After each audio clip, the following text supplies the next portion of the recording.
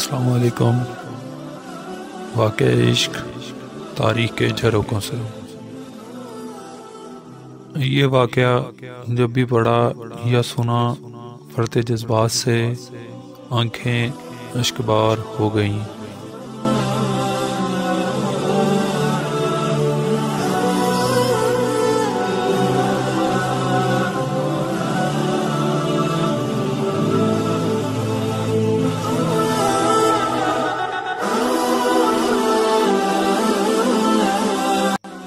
نبی کریم محمد مصطفیٰ صلی اللہ علیہ وآلہ وسلم کا جب اس ظاہری دنیا سے پردہ فرمانے کا وقت آیا، اس وقت آپ نبی کریم صلی اللہ علیہ وآلہ وسلم کو شدید بخار تھا۔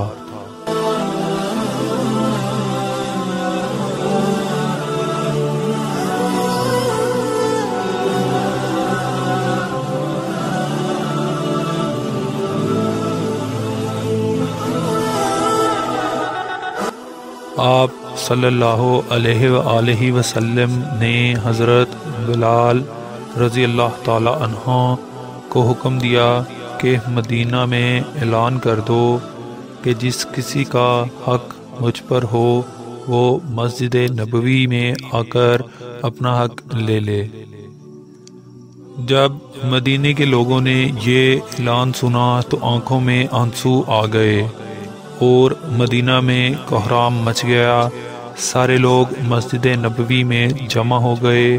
صحابہ کرام رضوان اللہ کی آنکھوں میں آنسو تھے، دل بے چین و بے قرار تھا۔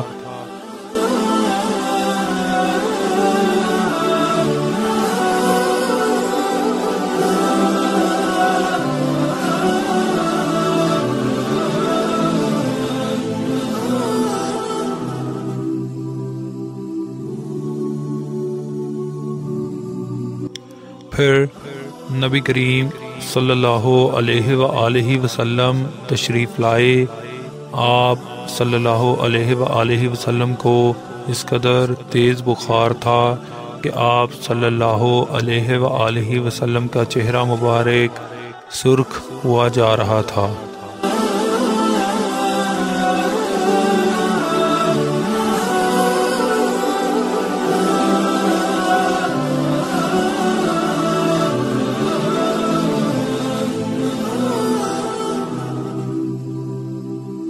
نبی کریم صلی اللہ علیہ وآلہ وسلم نے فرمایا، اے میرے ساتھیو، تمہارا اگر کوئی حق مجھ پر باقی ہو تو وہ مجھ سے آج ہی لے لو۔ میں نہیں چاہتا کہ میں اپنے رب سے قیامت میں اس حال میں ملوں کہ کسی شخص کا حق مجھ پر باقی ہو۔ یہ سن کر صحابہ کرام کا دل تڑپ اٹھا۔ مسجد نبوی میں آنسوں کا ایک سیلاب بہہ پڑا۔ صحابہ رو رہے تھے لیکن زبان خاموش تھی۔ اب ہمارے آقا صلی اللہ علیہ وآلہ وسلم ہمارا ساتھ چھوڑ کر جا رہے ہیں۔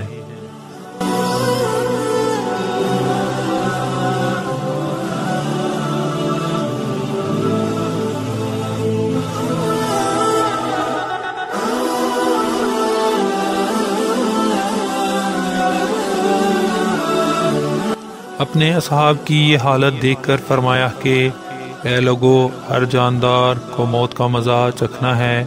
میں جس مقصد کے تحت اس دنیا میں آیا تھا وہ پورا ہو گیا۔ ہم لوگ کل قیامت میں ملیں گے۔ ایک صحابی کھڑے ہوئے، روایتوں میں ان کا نام عکاشہ آتا ہے۔ عرض کیا، یا رسول اللہ صلی اللہ علیہ وآلہ وسلم، میرا حق آپ پر باقی ہے۔ آپ جب جنگ احد کے لیے تشریف لے جا رہے تھے تو آپ کا کوڑا میری پیٹھ پر لگ گیا تھا، میں اس کا بدلہ چاہتا ہوں۔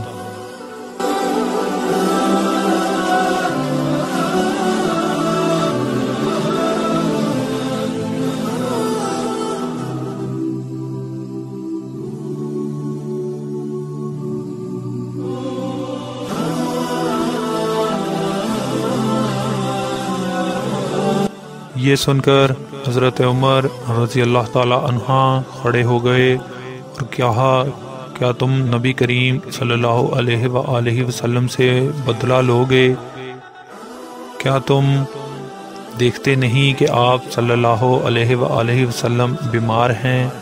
اگر بدلہ لینا ہی چاہتے ہو تو مجھے کوڑا مار لو، لیکن نبی کریم صلی اللہ علیہ وآلہ وسلم سے بدلہ نہ لو۔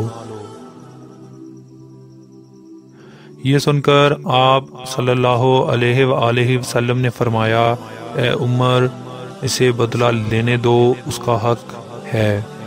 اگر میں نے اس کا حق ادا نہ کیا تو اللہ کی بارگاہ میں کیا منہ دکھاؤں گا، اس لیے مجھے اس کا حق ادا کرنے دو۔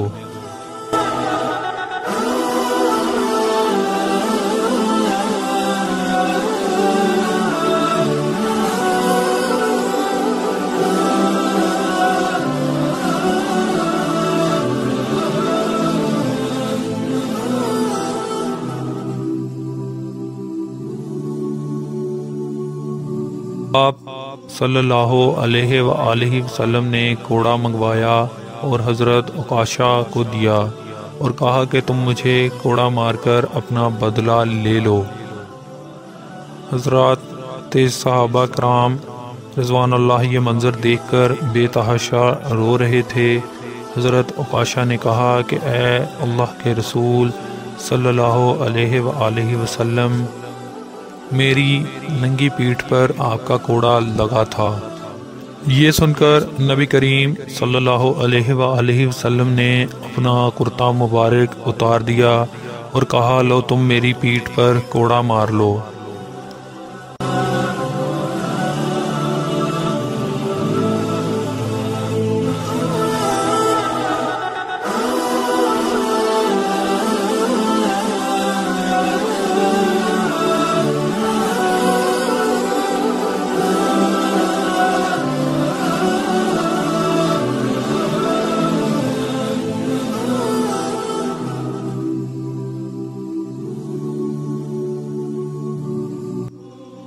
حضرت عکاشہ نے جب حضور صلی اللہ علیہ وآلہ وسلم کی پیٹھ مبارک کو دیکھا تو کوڑا چھوڑ کر جلدی سے آپ صلی اللہ علیہ وآلہ وسلم کی پیٹھ مبارک کو چوم لیا اور کہا یا رسول اللہ، فداکا ابی و امی، میری کیا مجال کہ میں آپ کو کوڑا ماروں، میں تو یہ چاہتا تھا کہ آپ کی مبارک پیٹھ پر لگی مہر نبوت کو چوم کر جنت کا حقدار بن جاؤں۔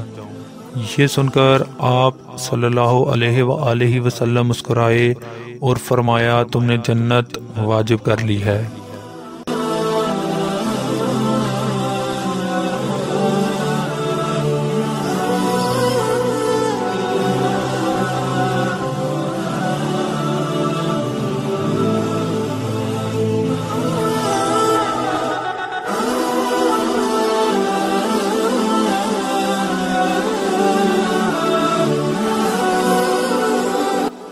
تیرے ہوتے جنم لیا ہوتا، کوئی مجھ سا نہ دوسرا ہوتا، ہجرتوں میں پڑا ہوتا میں، اور تو کچھ دیر کو رکا ہوتا، تیرے حجرے کے آس پاس کہیں میں کوئی کچا راستہ ہوتا، بیچ طائفے بوقت سنگ زنی تیرے لب پر سجی دعا ہوتا۔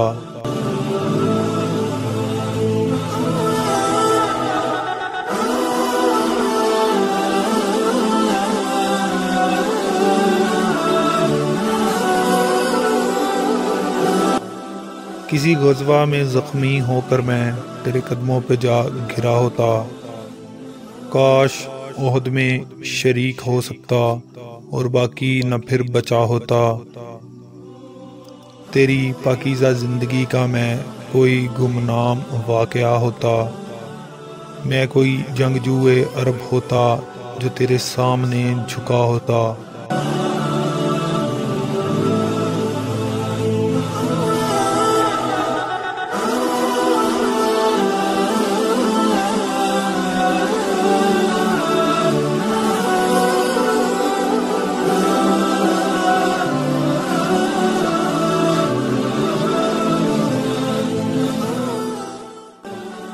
میں بھی ہوتا تیرا غلام کوئی لاکھ کہتا، نہ میں رہا ہوتا۔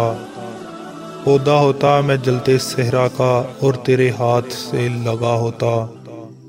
خاک ہوتا میں تیری گلیوں کی، اور تیرے پاؤں چومتا ہوتا۔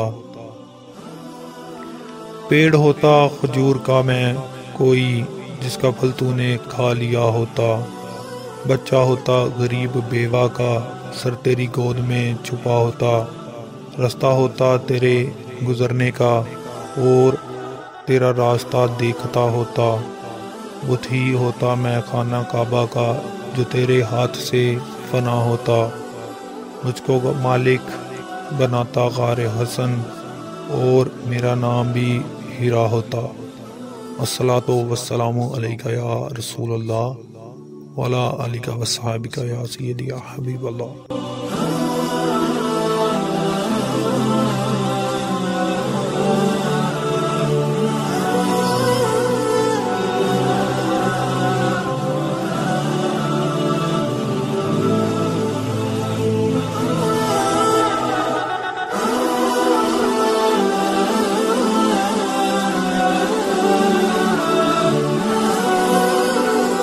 اس واقعہ کا حوالہ کتاب کا نام الرحیق المختوم، صفحہ نمبر 628 ہے۔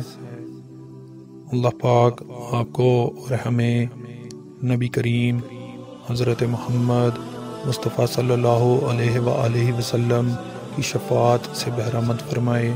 اللہ پاک آپ کا اور ہمارا حامی و ناصر۔